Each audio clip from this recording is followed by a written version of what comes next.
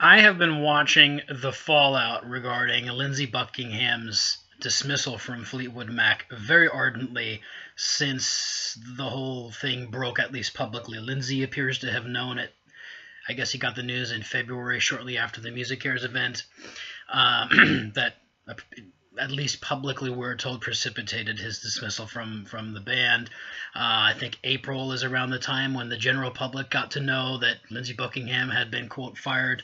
Although Mick Fleetwood told us that we don't use such words, but essentially that seems to be what happened. I've been watching it with some dismay and with a feeling of encouragement too. Dismay because, as David Spuria, Dave the Real Music Observer, has been kind enough to mention in a couple of his videos, I had said on Twitter a while back that I think we live in a post-truth world where people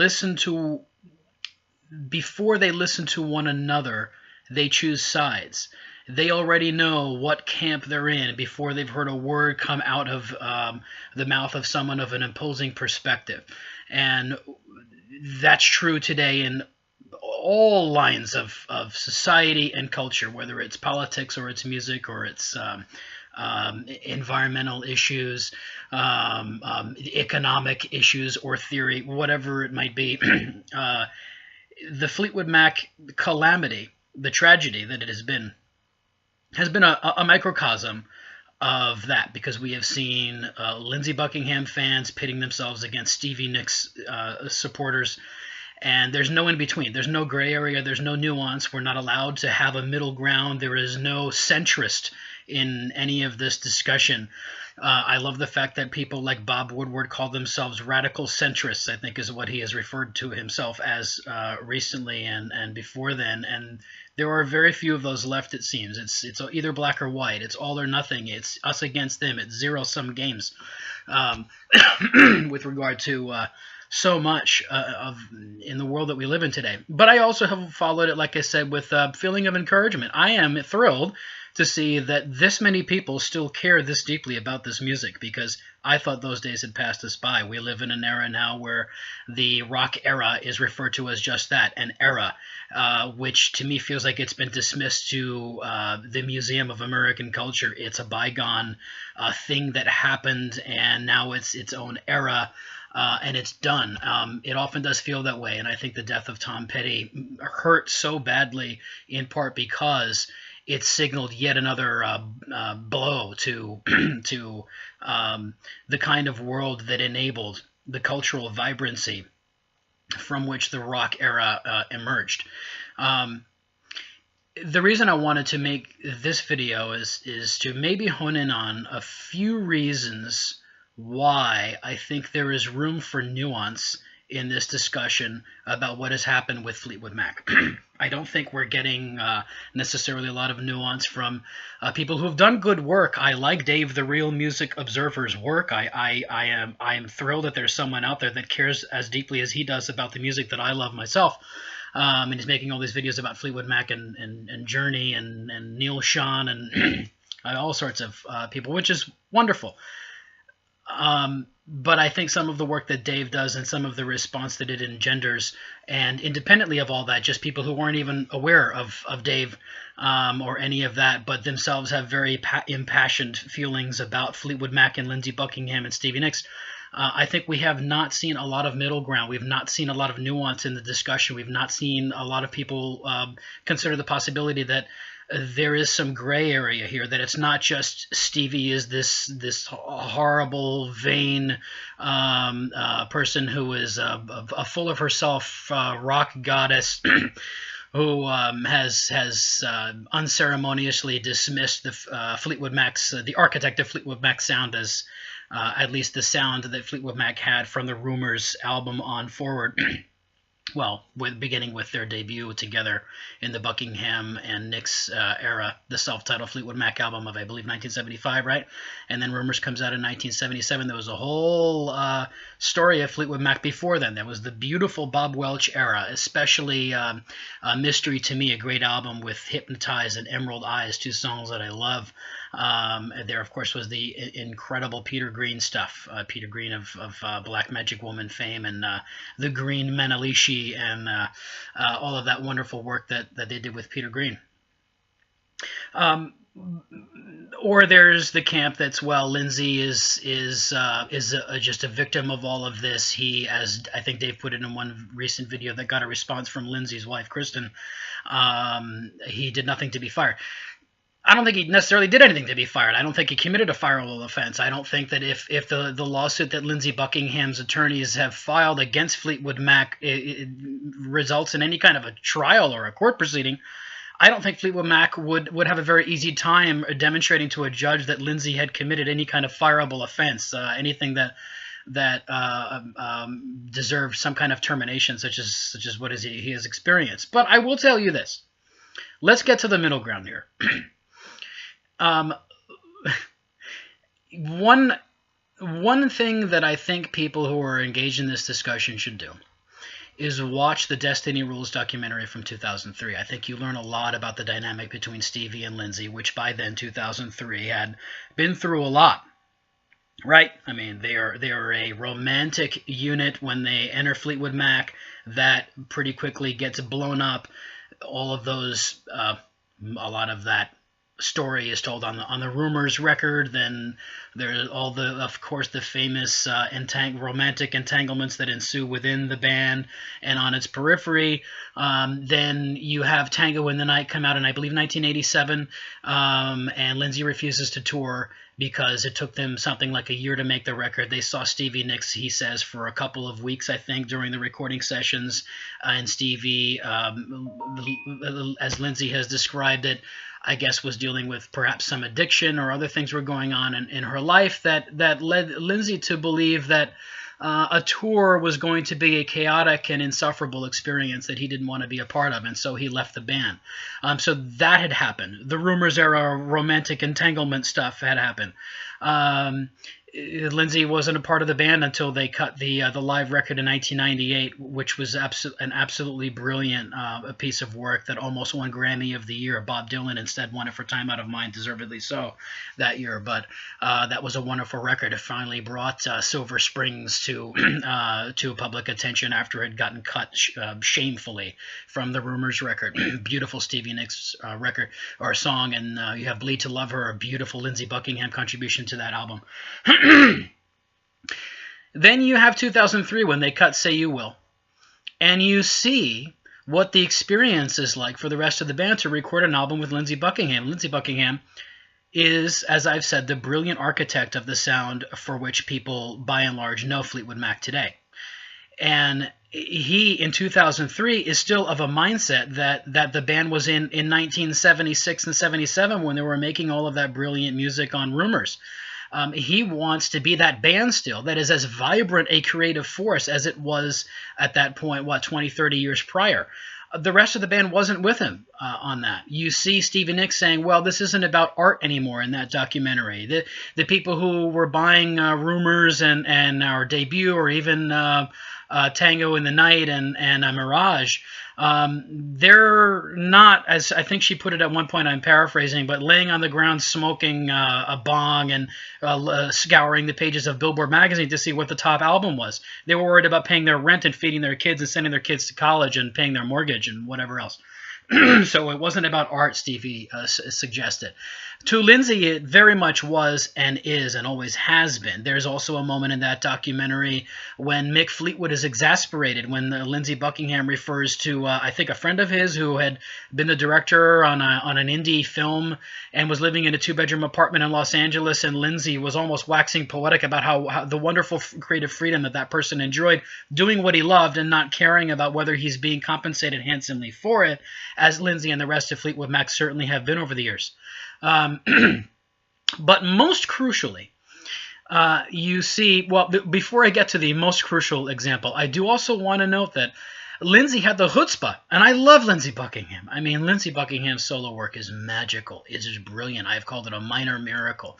If you like Fleetwood Mac and you haven't gotten Lindsey Buckingham's solo work, all of it is great. There isn't a bum album in the mix. Get it all. Listen to it all. I hope you've been able to see him on tour as I did here in nearby Clearwood, Florida, at the Capitol Theater. But he had the chutzpah to suggest that they cut a double album. Say You Will should be a double album. I say chutzpah because no one knows better than Lindsey how Fleetwood Mac reacted to the idea of cutting a double album that became Tusk in 1979. For my money, I believe that's the finest creative piece of work that ever resulted from Lindsey's tenure with the band. But the rest of the band didn't see it that way because, God forbid, it sold only 4 million copies compared to what had been, I think, 16 million copies sold for Rumors. Can you imagine in 2018 anyone saying, oh, that only sold 4 million copies? No album sells 4 million copies today. How ridiculous does it sound to have said that it sold only 4 million copies, looking back on it from a 2018 perspective? So they wanted nothing to do with a double album, and they get in all these arguments, and Mick Fleetwood's going, a two-bedroom? Lindsey wants to live in a two-bedroom? Does he really want that? Well, guess what? Yeah, he might. He very well might. It's hard to say because Lindsey is phenomenally wealthy. He has been compensated very handsomely for his creative output with Fleetwood Mac. So who knows? But Lindsey seems pretty serious about not necessarily caring about whether he makes all this money doing what he does. He has said in many interviews that when he was a kid, he didn't really have any ambition. He wasn't really looking to become a star. He just kind of stumbled into this music thing, and boy, did that turn out well for him. But so there's that as well. And these are all examples of the extent to which Lindsey Buckingham psychologically and emotionally was not on the same page with the rest of the band. This is as long ago as 2003. Then you have this unbelievable scene where he is basically subjecting Stevie Nicks to an experience that I am very familiar with. I am no rock star, but I did survive the rigors of a MFA in creative writing workshop back in 2002 to 2004 at the New School, and I can tell you that when you present your fresh work to an audience of critics, such as you do in a workshop environment, the experience can be brutal, gutting. It's like you're bringing your baby in, and you want everyone to tell you how wonderful and beautiful and brilliant it is, and they don't, and they have critical things to say about your work, and some of it hurts and stings to hear. And so what you're told in a workshop environment is, don't react immediately. Don't talk back when you're getting that criticism. Take that criticism home with you. You're going to be emotional. You may be angry about what you've heard. You might feel misunderstood, but digest it, process it, take it home with you. And when you've calmed down, then you can think reasonably about the criticism you've received, what aspects of it you think do make sense, and which ideas you heard in that workshop experience that are things that maybe do suggest that the piece of work requires some revision, or maybe it's just not as good as you thought it was. Maybe you're not the brilliant genius that you thought you were. In most cases, you probably were not and are not. That's just how it goes. Tough break. But Stevie Nicks had written this new song for the Say You Will sessions, and Lindsey Buckingham is, I don't want to say taking her to task. He's being nice and polite about it, but as I just described, it doesn't matter. It still hurts to hear that Stevie Nicks was switching tenses in this song, and I think switching points of view from first to third and so on. And Stevie Nicks says, well, you wouldn't say that to Bob Dylan. And she's getting very defensive. Very defensive. And I totally understand where Stevie's coming from. I'm not coming down on her for that at all. Like I just said, I'm intimately familiar with that experience of bringing new work to an audience. In this case, the audience was Lindsey Buckingham, and having it tossed back at you with marks on it saying this requires some revision. Well, Stevie wasn't interested in hearing that from Lindsey. It was hard for her to hear that from him. The whole experience that Destiny Rules lays out is one in which recording a new record with Lindsey Buckingham is a very potentially exasperating experience. He is very demanding. He has a clear vision for what he wants the record to sound and feel like, and he's going to push as hard as he possibly can to get that. In fact, one thing he says, I think, at his wonderful USC interview from back in 2015 when the USC band performs Tusk with him on stage, and it's just great, is he knew he was the man for the job when Mick Fleetwood invited him into Fleetwood Mac because of his, quote, pushy nature, by Lindsey Buckingham's own words. He knows himself. He knows what a presence he is to deal with in a creative setting, in a creative situation. So all of that backstory, that was 15 years ago, right? They did several tours. I saw them, I think, in 2013 at the Forum, or what is it called now? It was Amalie Arena is what it's called now in Tampa, right? And it was a brilliant show, and Lindsey, for my money, stole the show. He was amazing. He was the reason that it was a great show that night. No one brought the energy or vitality to that performance that Lindsey did. None of the others in the band. This is before Christine rejoined, I think, the following year. Now you have 2018, this Music Cares event thing happens, and there's all that water under the bridge between Lindsey and Stevie. All that exasperation, the romantic entanglements that have occurred. Him leaving the band in the late 80s, and Stevie, I think in some interviews, saying she wanted to kill him for it. She wanted to lunge at him from across the room when he was telling he wasn't going to tour, and she was very bitter about that. 2018 comes along, there's this Music Cares event, and people actually bought into this idea that because Lindsey smirked while Stevie was giving an overlong speech, that's the reason that he was booted from the band. A smirk is only enough to end a dynasty when there is too much water under the bridge to begin with. Okay, so if it was the smirk, if it was him expressing some hesitancy about using Rhiannon as the song to which they walked out onto the stage at the Music Cares event, that's not the reason this happened.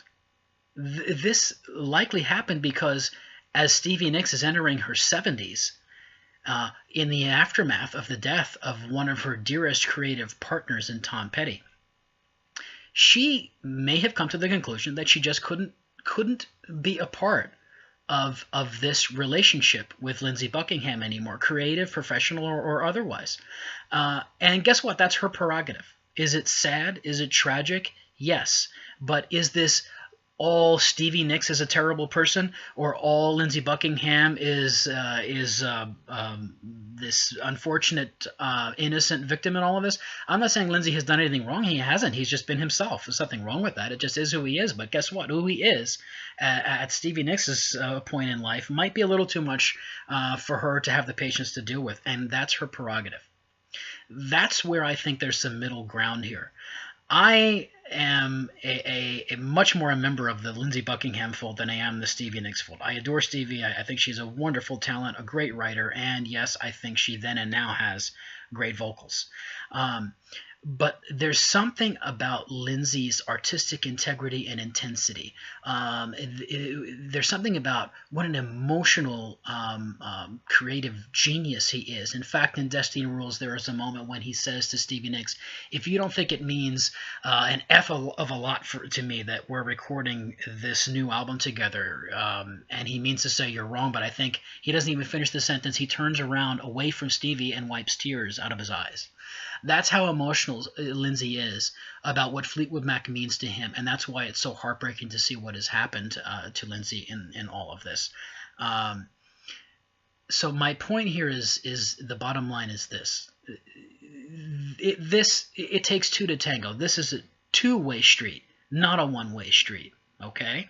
And I wish that more people would consider that possibility before choosing sides, not just in music, not just with the Fleetwood Mac debacle, but in all aspects of life, in every forum in which a debate about any topic is had, whether it's on social networks or elsewhere. And that's just not happening often enough today. And the Fleetwood Mac situation has been a microcosm of that misfortune. And it's been really sad for me to watch. It's been as sad as what's happened. What's happened to this great band, Fleetwood Mac, is very sad. The way that it's ending is very sad. As Lindsey put it in his heartbreaking letter to Mick Fleetwood, which was contained within the lawsuit that was filed, he said to Mick, basically, I'm paraphrasing, you can't do this, not with the end so clearly in sight. It's heartbreaking. That's sad. But you know what else is sad is the way the fans have reacted to this. And they're all black or white. They're all, you're with us or against us. You're with Lindsey, or God forbid, as I have done, you express some compassion for Stevie Nicks or the Fleetwood Mac perspective. And some of the Lindsey Buckingham fans will just rip you to pieces with the claws of wolves. It's sad. In some cases, it's kind of pathetic. And that has been as sad a spectacle for me to watch as the demise of Fleetwood Mac. What I'm looking forward to as a fan of both Fleetwood Mac and an ardent fan of Lindsey Buckingham's brilliant solo work is seeing Lindsey come to town again next year, as he promised he would at the end of his Capitol Theater show. In the meantime, my hope for fans of these bands, Fleetwood and Lindsey solo, is that they will cultivate some sense of compassion, some empathy, some understanding that there is a middle ground, that it doesn't have to be you're with us or against us. It doesn't have to be a zero-sum game. This was a two-way street, and it's sad, but it seems final, and there's no turning back. So at this point in the band's history, why don't we as fans demonstrate what we wish the band itself could do, and put our axes down rather than grind them down to the nub, and appreciate the majesty of the music that this band brought to us, and live in gleeful anticipation of the next opportunity to see Lindsey solo, or perhaps to see Fleetwood Mac with Mike Campbell and Neil Finn, or with someone else, whatever. Do you realize how few opportunities remain to see the pioneers of the rock era perform the brilliant work that defined that era? These people are entering their 70s. Lindsey's 69 years old. He turned 69 in October. Stevie, I believe, is already 70. Christine is 75. Christine McVie. They're not going to be around performing this stuff for much longer. Bob Dylan is 77 years old and still touring. He's not going to be around. You're not going to get to see Dylan performing himself, the original music that earned him a Nobel Prize, that defined the era in which he emerged. And that's what makes this a precious moment for fans of this music.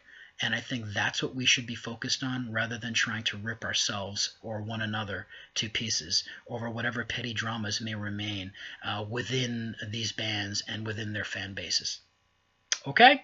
That's my best shot at arguing for nuance, for middle ground, for some gray area. Okay? Maybe I've accomplished something here, maybe not, but I've given it my best shot.